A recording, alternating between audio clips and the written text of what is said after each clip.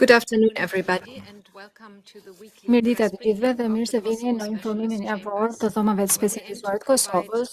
Funksionojmë të ofrojmë gazetarëve për informacion të përditësuar mbi zhvillimet e fundit të gjykatë dhe mundësinë për të bërë pyetje.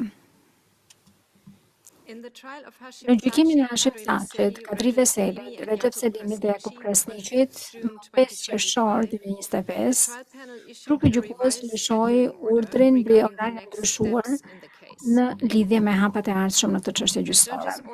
Gjykatësit urdhëruan mbrojtjen që të parashtrojë kërkesën e përbashkët për rrëzimin e akuzave sipas rregullës 130 deri më 12 qershor. Pas kësaj, zyra e prokurorit specializuar ka afat deri më 7 korrik për të përgjigjur. Trupi gjykues bëri të ditur gjithashtu se planifikon të vendosë mbi kërkesën e përbashkët të mbrojtjes për rrëzimin e akuzave në javën e 14 korrikut. Në qoftë se trupi gjykues hedh poshtë kërkesën e mbrojtjes në tërësi ose pjesërisht, mbrojtësi i viktimave urdhërohet që të jetë gati të fillojë të thrasë dëshmitarët më 16 korrik. Gjithashtu, edhe ekipet e mbrojtjes duhet të njoftojnë trupin gjykues më 16 korrik nëse planifikojnë të paraqesin prova dhe të thrasin dëshmitar. Më shumë hollësi mund të gjeni në urdhrin e trupit gjykues në lidhje me orarin e ndryshuar në faqen e internetit të DSK-s. Në të njëjtën çështje gjyqësore, mbrojtësi i viktimave informoi gjykatës se një prej viktimave pjesëmarrës në këtë çështje ka ndruar jetë. Viktima ishte pranuar për të marrë pjesë në proces si pasojë e dëmit mendor të mësuar si viktimë tërësore të arrestimit arbitrar, ndalimit, trajtimit njerëzor, vrasjes palishme dhe zhdukjesh me forcë. Më 4 qershor 2025, trupi gjykues pranoi një viktimë shtesë për pjesëmarrjen në proces. Viktima pjesëmarrëse do të përfshihet në grupin ekzistues të viktimave, që përfaqësohet nga i njëjti mbrojtës i viktimave. Trupi gjykues theksoi në vendim se afati për parashtrimin e kërkesave për pjesëmarrjen në proces nga viktimat në këtë çështje gjyqësore kishte përfunduar më 15 shkurt 2023. Megjithatë, pasi konstatoi ekzistencën e arsyeve të vlefshme, trupi gjykues pranoi kërkesën.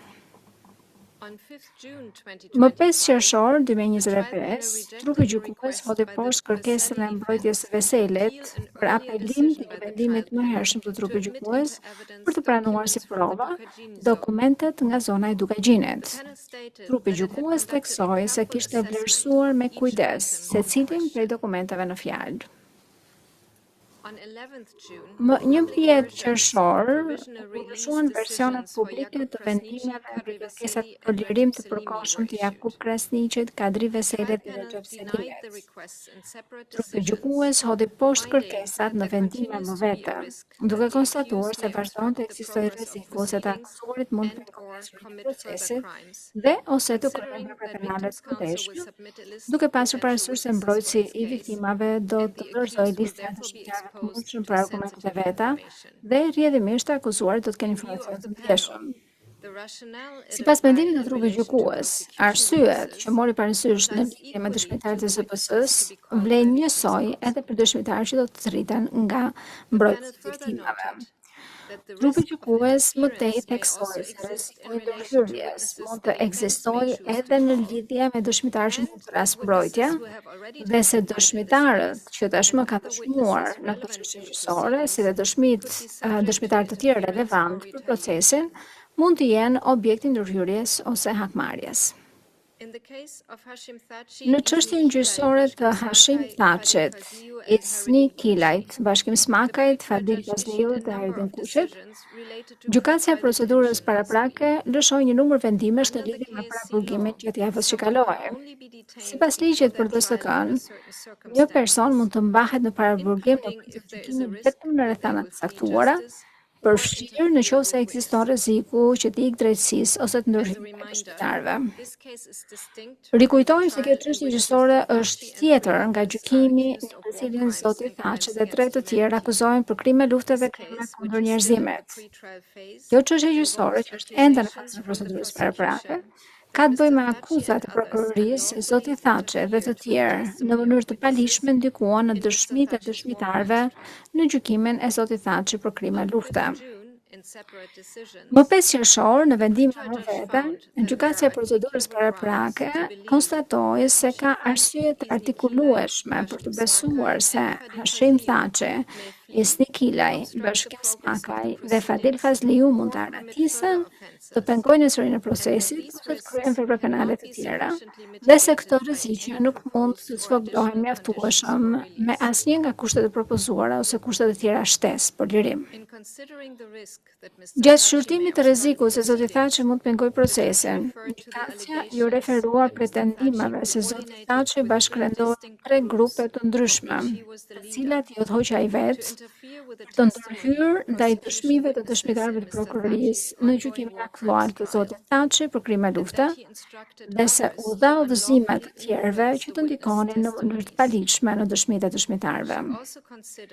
Ajo gjykoi gjithashtu se veprimet e zotit Thaçi tregojnë këmbëngulje për të vijuar përpjekjet për pengimin e procesit nga objekti i paraburgimit, përfshirë përmes ushtrimit të tatimit mbi bashkëpunëtor të tij të mëhershëm të UÇK-s që kanë qenë besnik ndaj tij dhe mbi njerëz nga qarqet politike të tij. Gjykatësia ju referua edhe konstatimeve të mëparshme që sugjerojnë se në të kaluarën, zoti Thaçi u orvat të dëmtonte dhomat e specializuara dhe përmes qarqeve të tij u ofroi shpërblime personave që u thirrën nga ZPS-ja për t'i dhënë informacion ZPS-s dhe dhomave të specializuara. Gjykatësia e procedurës paraprake theksoi se prokuroria ka përfunduar me paraqitjen e provave në gjykimin e tashat e tjera të krime lufte, por gjykoi se rreziku i pengimit të dëshmitarëve dhe viktimave vazhdon të ekzistojë, meqense gjykimi i zotit Thaçi për krime lufte ende nuk ka përfunduar dhe trupi gjykues mund të dëgjojë dëshmi të tjera nga viktimat pjesëmarrëse, dëshmitar të mbrojtës, si dhe kundërprova, përfshirë të dëshmitar që tashmë mund të kenë dhënë dëshmi. Dhe trupi gjykues mund, në rrethana të jashtëzakonshme, të dëgjojë prova shtesë pas mbylljes së paraqitjes së provave, sipas rregullës 136 rregullores.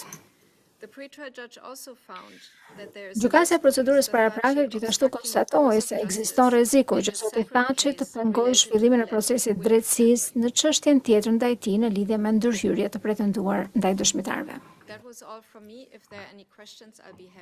Nuk e di nëse keni pyetje, nëse po jam e gatshme t'i përgjigjem. Në të kundërtën, nuk kam gjë tjetër për të thënë.